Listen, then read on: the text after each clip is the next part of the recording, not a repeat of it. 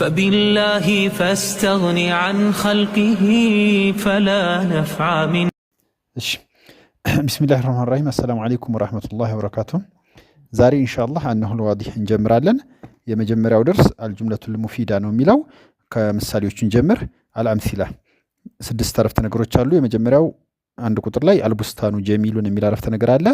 ياتكلت بوتاو يمر المالتنو ሁለተኛው الشمس طالعة ይላል ፀሐይ ወጣለች ነው የሚለው ሶስተኛው ሸማ علي ወርደተን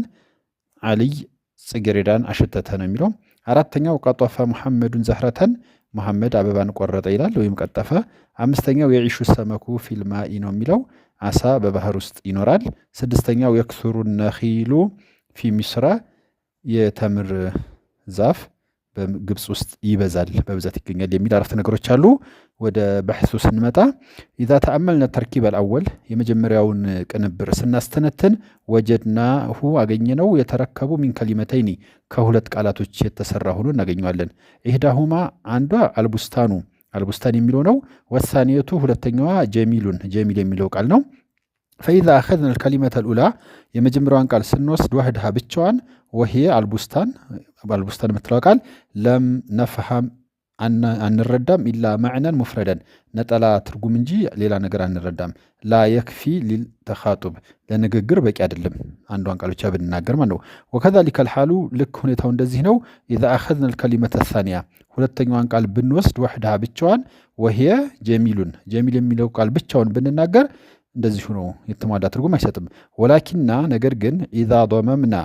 ያስጠጋን ጊዜ ኢህደል ከሊመተይኒ ኢለል ኡኽራ አንዷን ከሁለቱ አንዷን ወደ ሌላው ያስጠጋን ጊዜ على النحو الذي في التركيب ባለው በቅንብሩ ላይ እንዳየነው ወቁልና ያልን ጊዜ አልቡስታኑ ጀሚሉን ያትክልት ቦታው ያምራል ስንል ፈሂምና ማዕነን ካሚለን የተሟላ ትርጉም ተረዳን ወስተፈድና ተጠቀምን ፋኢደትን ታማ ሙሉ የሆነን ጥቅም ተጠቀምን ወህየ እሱም ኢትሳፉል ቡስታን ቢልጀማል ያትክልት ቦታውን በውበት ገለጽ ነው ማለት ነው ወሊዛሊካ ለዚህ ሲባል ይሰማ هذا التركيب እንደዚህ አይነቱ ቅንብር ይባላል ጁምለተን ሙፊደተን የተሟላ አረፍተ ነገር ይባላል وكل واحدة من الكلمتين ከሁለቱ ቃል ደግሞ እያንዳንዳቸው تعد جزءا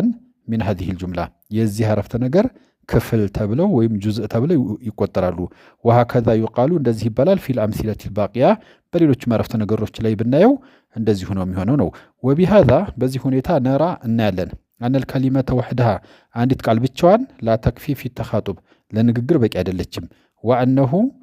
مكنياتهم لابد من كلمتين ሁለት ቃል መሆን አለበት ቢያንስ فأكثر ወይም ደግሞ ከዛ መብለጥ አለበት حتى يستفيد الإنسان